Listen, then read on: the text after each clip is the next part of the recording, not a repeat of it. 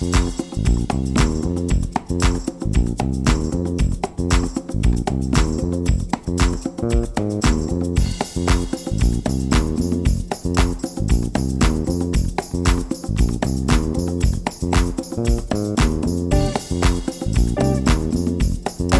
我来告诉他这个要怎么拿哦。比如说，我如果想吃这个海吃完，它就自己打开了，那我就可以拿到了。因为你不能用满力抽出来，这还挺好玩的。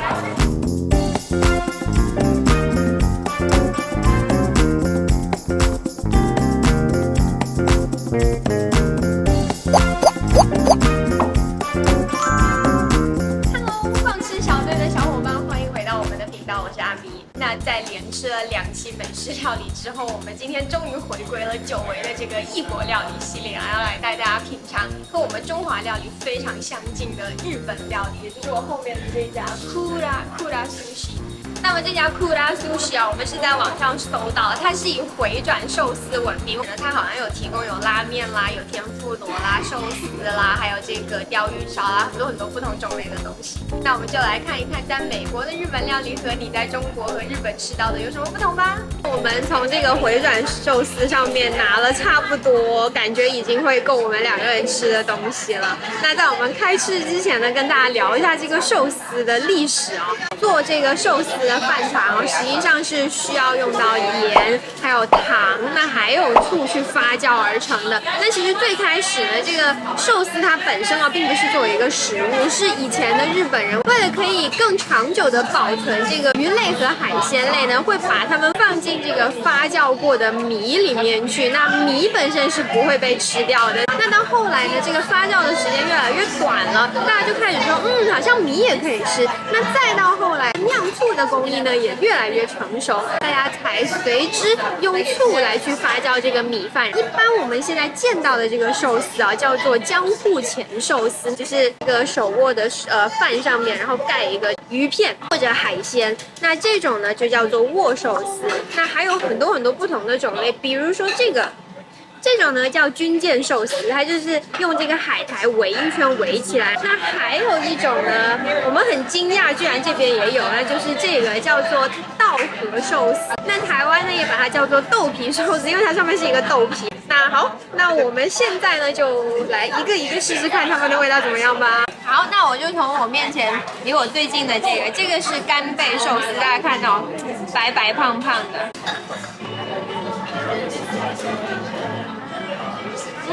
好吃。它这个寿司的米饭就是要讲究，虽然它是粒粒分明，可是你轻轻一握，它又可以全部粘在一起。这种就是比较标准的寿司的这个米。不错，柔软新鲜，醋的味道倒并不强烈。好，那下面再来吃另一个握寿司，这个呢是青花鱼。其实我对鱼也不是很熟，这个是麝香非常爱吃，他有他自己吃鱼的一套，就是非常强烈的个人喜好。我来替他吃一口。这上面这个葱好像是还有什么酱料在一起。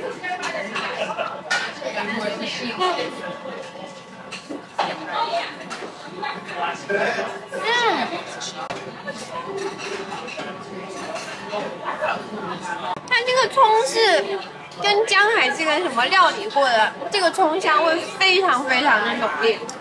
好好吃，这个好提神醒脑。好，接下来吃一下这个炙烧干贝，因为我们刚刚吃的那个干贝它其实是没有炙烧过，然后这个炙烧呢还加了美乃滋，感觉应该会更香，会有那个炭火的香气。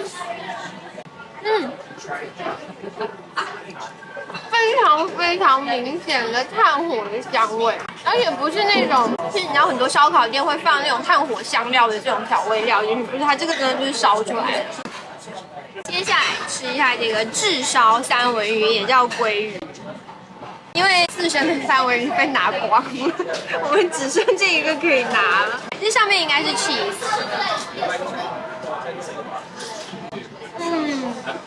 三文鱼是这样，它那个肥油太多了，非常的香，就是一股油香的感觉。但这个一定要配那个芥末一起吃，不然我会觉得太腻。好吃香香的，可是这个炙烧味没有那么浓，可能肥肉比较多。太看过我们这个加勒比视频的小朋友肯定知道，我其中的一个遗憾就是这个 conch salad， 就是海螺沙拉和海螺的这个炸饼没有吃到，因为当时在拿骚的时候，他们的标价实在是太贵了。没有想到今天居然在这个寿司店吃到了，让我来看看这个海螺是一个什么样的口感。看来可能是这边的，就是从加勒比海那边运过来，也算是比较方便。好脆哦，比那个鸡软骨还要再脆一点哎，而且它切的比较厚，所以你是有口感的，每一嚼一下都是脆，它还不是说边边是硬，然后中间是软，它每一口都是脆的。哦，这个好好吃哦。好，现在最后一个握寿司土豆。每一家这个寿司店调配他们家醋饭的这个糖、盐和醋的这个配比算是特别一样，所以这一家我吃到后面发现这个米其实是偏甜多于偏酸。因为我先吃了海螺，所以这个没有那么脆了。如果可以的话，章鱼、海螺2选1，可以选海螺。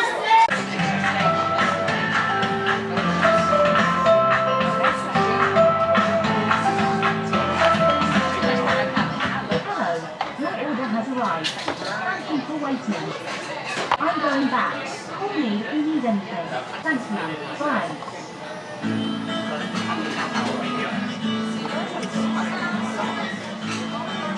握寿司我们是完完全全的吃完了，接下来到了军舰寿司的时间，昆干苏西。那这个呢是大家一看颜色就知道是金枪鱼，也叫尾鱼的军舰寿司。太多了，它这个比握寿司包的米要多了，但是所以就是很大一口，它把这个吞拿鱼弄碎了，所以吃进嘴里面是很丝滑的感觉，然后一股很浓的吞拿鱼的香味，好吃的。它还记得加了葱，这一点还不错。接下来，哇，这个漂亮了，不确定是虾子还是鱼子的军舰寿司。哇，这个看起来也太满足了，这个黄的颜色好漂亮哦。它这个太小了，然后米饭太大颗了，然后米饭又是软的，所以吃到嘴里，其实我一开始还以为它这个虾子还是鱼子不是很新鲜，嚼不太到，但是吃到后面你把饭吃完了，吃起来这个还是非常脆的。那另外呢，在这个美国这边算是独有的，可能现在其他地方也有了，但是这个是美国独创，不是日本人发明的。一开始是叫做加州卷，它其实就是一个洛杉矶的这个日料厨师，他当时要做寿司，但是他的鱼没有了，然后他想说，那要用什么代替这种比较有脂肪度一点的东西呢？那他手边就只有牛油果，他就把牛油果给塞进了这个寿司里面去，然后结果没有想到大受欢迎，那所以这个卷，因为它是在加州发明的，所以它就叫做加州卷 （California Roll）。那今天我们这一家不知道为什么没有加州卷，但是呢，它有 Philadelphia Roll， 这个就是 Philadelphia Roll 是费城卷，它其实就是感觉就是在美国的不同城市会有不同州，然后卷一卷，然后放一些有的没的进去，然后就会变成那个城市的名字的一个卷。然后这个有一个白色的，我猜是 cheese， 然后这边应该是有虾肉还是蟹肉，下面这个应该是三文鱼吧。好不寿司的味道。我们还吃了那么多个，他们的口味都是非常一致的、连贯的。然后吃到这一个的时候，那个味道完全变样，有一种在吃沙拉的感觉。那这种美式卷就是先把料包了，然后再用紫菜围住那个料，然后再把饭包在外面，然后再撒上汁。就出于一些很奇怪的原因，我也不知道是什么原因，然后大家就觉得这样的寿司比较好吃，然后就流行开来。数一数我们现在有几个盘子，看到我吃到后面，这个盘子越堆越高，越堆越高。那这是最后这个是我自己也没有吃过的，叫稻荷寿司，那台湾也叫豆皮寿司。然后摄像说他小时候看蜡笔小新，小新就会经常展示他的豆皮寿司，那它里面是这样子。我们来试一口，我觉得我可能一口吃不完，这也太大了吧。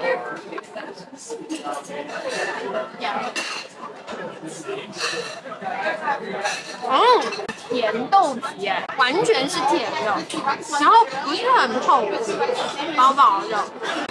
哇，这个味道又跟刚刚那个完全不一样。我非常庆幸，就是我是按照那个寿司的种类来吃，因为它就是那个制作的方法不一样，然后它包的东西不一样，导致你的那个口感和口味完全不一样。先吃握寿司就是纯纯的米饭跟鱼的鲜味，然后再吃军舰寿司，你就会吃到海苔的香味，然后你再吃那个费城卷或者加州卷的时候，就会吃到很浓的芝麻的香味跟蔬菜的味道了，就开始有。那这一个呢，就是纯纯的这种豆子的香气，这个我感觉小朋友一定会爱吃。好吃。好，那我们接下来就尝一下这个章鱼烧，也叫章鱼小丸子了。你看它，现在随处可见，它其实是在将近100年前，也就是1935年的时候，在大阪被发明的。那发明它的这个小贩呢，其实也是借来了日本兵库县的一个叫做赤壁烧的东西。它的流行呢，其实也跟当时的这个日本昭和文化时期的经济也有关系，因为当时昭和时期的日本经济不算是特别好，那它又是一个小小的，然后又很美味，又有肉，然后制作又很方便，然后价格又比较的亲民，所以呢，在日本就广泛的流行开来了。它这个章鱼烧比较特别哦，上面是没有柴鱼干的，变成了葱。我先来咬一口。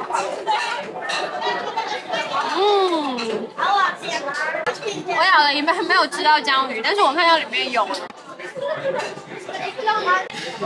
只有一颗，这合理吗？不合理啊。好吧，这样说合理，放一颗是合理的。可能是我们放太久的缘故，它的表皮已经有一点软软的了，但是里面小时候的味道就是面糊细细的绵绵的口感，还不错啦。章鱼也算是好吃的，可惜是只有一个而已。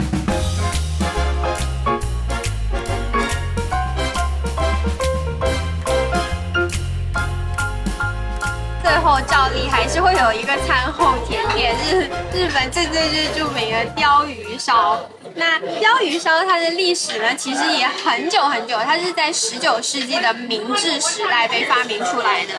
那这个鲷鱼烧虽然听起来好像是跟章鱼烧类似，但是实际上它不是在里面放鲷鱼，它是一个面饼，然后里面夹的夹心是红豆的夹心，所以它是一个纯素的一个甜点来的。那这个甜点呢，实际上是由另一种甜点叫做金川烧的点心演变过来的。那其实它们的差别就是在于说，那个金川烧呢是一个圆形的红豆饼，那这个呢变成了一个鲷鱼的形状，因为比较可爱。然后日本嘛，就是比较喜欢可爱的东西，变成了这种形状之后就大卖。我们点了这个，它还给我们配了这个红豆和这个冰淇淋，看起来还挺精致的。我们来试一下，哇，它其实是很大的一条鱼呢，还蛮可爱的。它还有那个尾巴还会飞起来，很浓的油香味。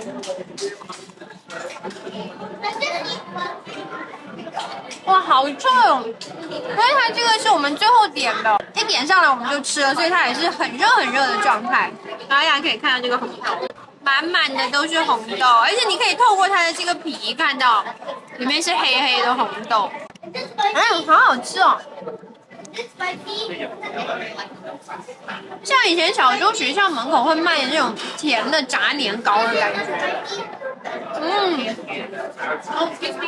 好吃好吃，好，那今天这一顿异国料理的日本料理我们就吃完了。那我们一开始的预设想说，在这边的这种回转寿司 sushi bar， 因为这边的寿司吧真的太多了，而且质量都参差不齐，所以我们两个的预期不算是特别高。但是没有想到这边的东西算是新鲜的，调味啊和食材呢也还都算不错。那我们最后呢是吃够了它15盘，因为他说15盘呢就可以就是有一个扭蛋机送给你，就塞盘子进去就好了。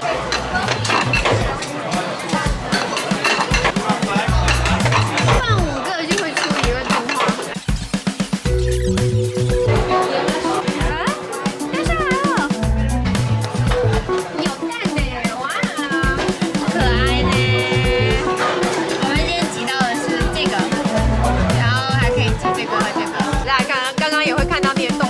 所以我们是吃了15盘，那它每一盘的标价都是统一的，就是3.7块一盘，还另外加了那个鲷鱼烧的甜点，那个好像是6块多我记得。那所以我们全部总共算下来带税花了65块钱。你喜欢我们今天来的这个又有互动，然后又可以扭蛋，然后又可以自己拿的自助式的回转寿司吗？如果你还想看到更多我们的节目的话，记得点评、关注和收藏一键3连哦。